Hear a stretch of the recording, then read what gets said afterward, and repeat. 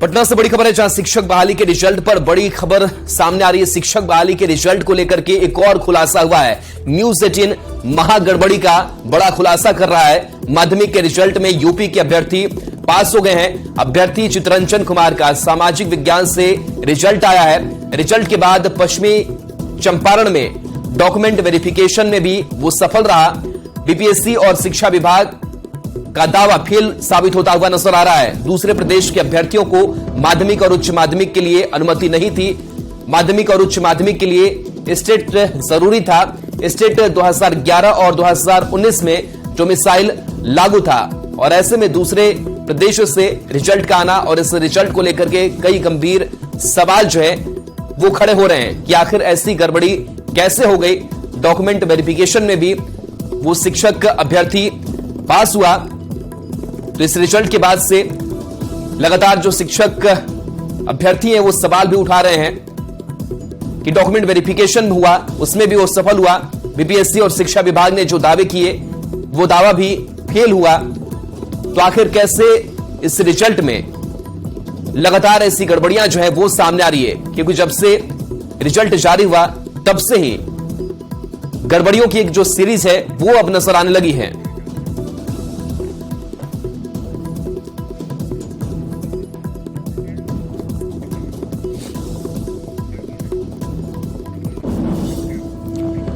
और देखिए, इस पूरे मामले के आने के बाद से कई सवाल भी खड़े हो रहे हैं, और ऐसे में न्यूज 18 पूछता है कि जब स्टेट 2011 जो मिसाइल लागू था, स्टेट 2019 में भी जो मिसाइल लागू था, तो बाहरी अभ्यर्थियों को नियुक्ति कैसे दी जा रही है?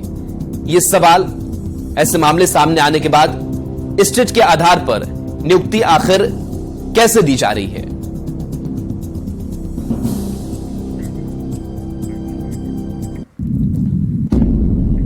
शिक्षक बहाली के रिजल्ट में गड़बड़ी के आरोप लगने के बाद बिहार की सियासत गर्म है। बीजेपी जहां सरकार पर सवाल खड़े कर रही है, वहीं महागठबंधन बैकफुट पर नजर आ रही है।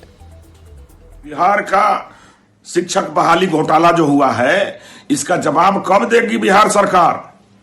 बिहार सरकार इसको कहीं दूसरा चारा घोटाला तो नहीं बनाने में लगी है, चूंकि ये चारा घोटाला के सुप्रीमो के अंदर में ही ये विभाग भी आता है।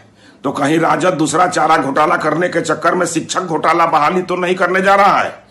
ये कब होगी जांच?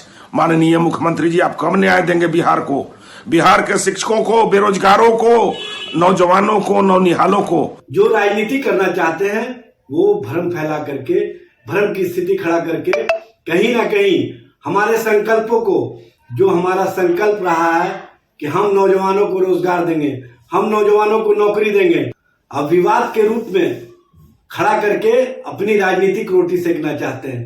वैसे लोग भ्रम की स्थिति खड़ा करके नौजवानों के बीच में जो राजनीति करना चाहते हैं, वो राजनीति बिहार में चलने वाली नहीं है। लोगों में हर्ष का माहौल है। इसी बीच कुछ लोग गड़बड़ी करने की भी कोशिश करते हैं, लेकिन विभाग की पैनी नजर है, कार्रवाई सुनिश्चित की जाएगी। बहुत सारे मामले कोर्ट के भी संज्ञान में है। तो कोई ये सोचेगा कि गड़बड़ी करके शिक्षक बन जाए, तो बिहार में यह संभव नहीं है। अगर शिक्षक बहाली में कहीं कोई गड़बड़ी हुई है तो तथ्यों के साथ शिकायत लेकर सामने आइए।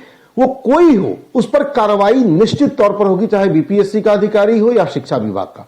लेकिन बिना तथ्यों के साथ अगर सिर्फ अफवाहों के आधार पर आप कुछ कह रहे हैं तो अफवाह फैलाने वालों पर भी कार्रवाई होगी, तय जानिए। अब सवाल यह है कि शिक्षक बहाली में गड़बड़ी पर जवाब कब मिलेगा? बिहार में शिक्षक बहाली के रिजल्ट आ गए। रिजल्ट आने के बाद से ही लगातार सवाल उठ रहे हैं। रिजल्ट में गड़बड़ी के आरोप लग रहे हैं। आरोप यह कि कम अंक पाकर भी सिलेक्शन हो गया। ज्यादा अंक वालों का रिजल्ट नहीं निकला, वो फेल हो गए। यही नहीं, कुछ बीएड अभ्यर्थियों का भी रिजल्ट निकल गया है, जबकि सुप्रीम कोर्ट के आदेश के बाद बीएड अभ्यर्थियों का रिजल्ट नहीं निकलना था। शिक्षक अभ्यर्थियों का आरोप है कि वेरिफिकेशन में भी गड़बड़ी हो रही है। गलत डॉक्यूमेंट वालों को भी पास कर दिया जा रहा है। बड़ी बात यह है कि आयोग भी मानता है कि कई लोगों ने फर्जी डॉक्यूमेंट लगाया था। न्यूज 18 के पास भी गड़बड़ी के सबूत मिले हैं। आयोग पर दूसरा सबसे बड़ा आरोप है कि जिन जिलों का अभ्यर्थियों ने चुनाव किया था वो उन्हें नहीं मिले। रिजल्ट में गड़बड़ी का आरोप लगाकर अभ्यर्थी कई सवाल खड़े कर रहे हैं। अभ्यर्थी अब परीक्षा परिणाम को लेकर आक्रोशित हैं। अभ्यर्थियों से कोई अधिकारी मुलाकात नहीं कर रहा, कोई अधिकारी तैयार नहीं। रिजल्ट में गड़बड़ी को लेकर अधिकारी चुप्पी साधे हुए हैं। शिक्षकों की बहाली पर अब सवाल उठ रहे हैं। तो इस परिणाम के आने के बाद से लगातार जो सवाल हैं वो कई सवाल जो है वो खड़े हो रहे हैं और इस सवाल खड़े होने के साथ साथ शिक्षक अभ्यर्थियों में आक्रोश भी नजर आ रहा है। तो वहीं शिक्षक बहाली में पास अभ्यर्थियों का जमुई में दशहरे के दिन भी काउंसलिंग हो रही है। दशहरे की छुट्टी के बावजूद मेला और परिवार छोड़कर सैकड़ों की संख्या में शिक्षक अभ्यर्थी सिकंदरा इलाके के जिला निबंधन एवं परामर्श केंद्र में काउंसलिंग के लिए कतार में खड़े दिखे। काउंसलिंग कराने आए अधिकांश लोगों को मलाल था कि दशहरे के दिन भी उन्हें यहाँ आना पड़ा। हालांकि कुछ लोगों ने नौकरी मिलने पर खुशी जाहिर की। काउंसलिंग कराने आए ज्यादातर लोगों ने बताया कि तारीख को बढ़ा देना चाहिए था। जमुई में डीआरसीसी सेंटर पर दशहरे के दिन काउंसलिंग का जायजा लिया संवाददाता के कुंदन ने। पीएससी द्वारा आयोजित शिक्षक पात्रता परीक्षा पास करने के बाद जो अभ्यर्थी है उनका काउंसलिंग हो रहा है। और जमुई जिले की अगर बात करें तो जमुई जिले का डीआरसीसी केंद्र जो जिला निबंधन एवं परामर्श केंद्र है, यहाँ पर काउंसलिंग हो रहा है। और दशहरा है, आज दशहरे का दिन है, लेकिन देख सकते हैं कि आज भी काउंसलिंग यहाँ पर हो रहा है।